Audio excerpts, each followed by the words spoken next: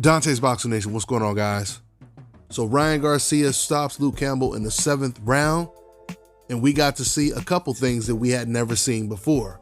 One was Ryan Garcia getting knocked down for the first time in his pro career. Luke Campbell caught him with a vicious left hand in the 2nd round. And the second thing that happened in this fight that we never seen before was Luke Campbell getting knocked out or getting stopped. He's been in there with Linares and Lomachenko, and none of those guys could knock him out. So that's definitely a feather in Ryan Garcia's cap. But this fight was very competitive. After watching the first round, I had a feeling this fight was going to be competitive throughout because of the fact that Ryan Garcia couldn't land his left hook. Luke was very successful at blocking the majority of the left hooks and the right hands by Ryan Garcia, at least into the 5th round. That was the first time he landed it flush, and he hurt Luke Campbell at the end of the round, but Luke was saved by the bell. And then in the 7th round, Ryan, he caught Luke with that perfect left hook to the body and knocked him out.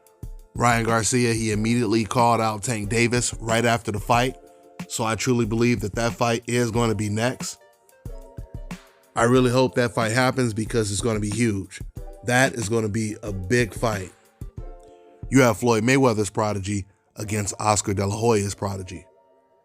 Now, something else I want to talk about is how racially biased DAZN's commentary is.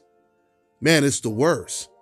I mean, DAZN's commentary, when it comes to this Todd Grishaw and Chris Mannix, these guys are worse than Jim Lampley and Larry Merchant were. Right after the fight, Chris Mannix, he says, well, you know, now Ryan Garcia is the mandatory for the WBC belt, but being the mandatory for that title is meaningless because Ryan Garcia is the star. He calls the shots right now. You're telling a guy who doesn't have a belt that he doesn't even need to fight for a belt because he's such a star in the sport of boxing. And then when Chris interviewed Ryan, he said it to his face. He said, you're the shot caller. You can fight whoever you want to fight. What makes this so racially biased is these are the same excuses that these type of people make when they claim they despise Floyd Mayweather. They dislike him so much. Why? Because they say he picked and chose who he wanted to fight. This is what they always say. You always hear Max Kellerman call Floyd Mayweather a businessman. You hear some people say he picked and chose, etc., etc. But when it comes to the fighters that they actually like, they are encouraging them to pick and choose who they fight. But fortunately for the boxing fans, Ryan Garcia isn't really listening to them because he said right after the fight, he wants Tank. He said he wants Tank. And it was funny because as Chris was telling Ryan, you're the shot caller. You can fight whoever you want. Ryan, he sees Devin Haney in the crowd and he says, what's up, Devin? I see you. He said, yeah, I want Devin too. I want Devin too, but we're going to take Tank first, right? So while they're trying to keep him away from these fighters, Ryan Garcia is going off script.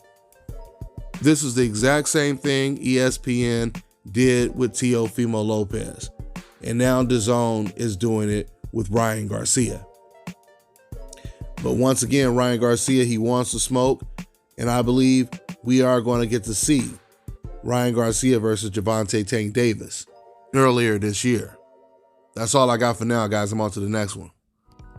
Listen, I'm telling you guys right now, in the world that we live in today, one of the most important things in life to have is a good lawyer. And I can vouch for this one right here because this brother is my personal lawyer. So if you need any type of legal representation, if you need legal advice, if you're having problems on YouTube, on your regular job, or whatever it is, contact lawyer, mediator, and business consultant Issa Israel's law firm. I've been knowing this man for a while, and he has been a true blessing to me. I'm telling you, he's affordable, he will work with you, but most importantly, he's not going to just treat you like a customer. He will have your best interest. So to get in contact with him, go to iilawfirm.com or consultsglobal.com. All right, now check this out, guys. If you're looking to repair eczema scars, burns and bruises, dark spots and blemishes, then this right here is the perfect product for you guys. It's called Elo Diki Face and Body Oil. Athletes and top-ranking boxers, they're also using it after training to reduce swelling, inflammation, and to ease the pain. So get yours today. Go to elodiki.com, like them on Facebook, and follow them on Instagram.